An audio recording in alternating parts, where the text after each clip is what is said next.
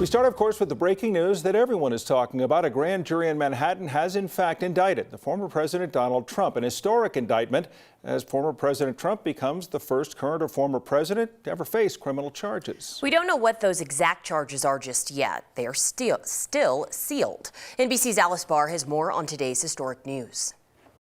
Good evening. 3 sources are confirming to NBC News that a grand jury in New York has indicted former President Trump. At this point, the indictment is still under seal.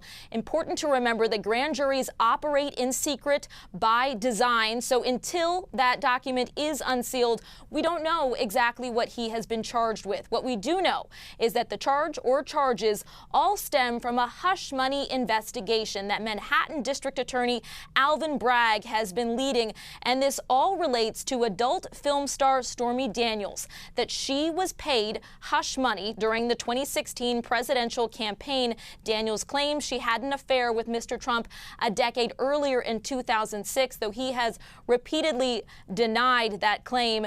2 sources also telling NBC News the former president's attorneys have been notified of his indictment. At this point, it is not clear when he would actually turn himself in and exactly what that process would look like. Whether we're going to see a mugshot, the steps that are going to take place once he has a chance to surrender to authorities in New York.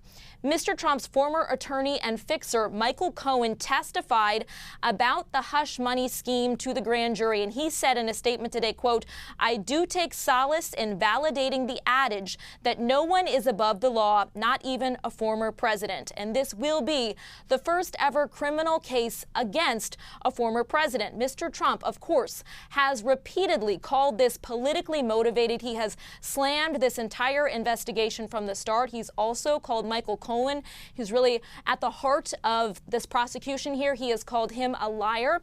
And we have to remember this all comes in the context that former President Trump has announced he is running for president again in 2024. Polls show that he is the Republican frontrunner, and certainly this is going to loom large as we head into that election season. Back to you.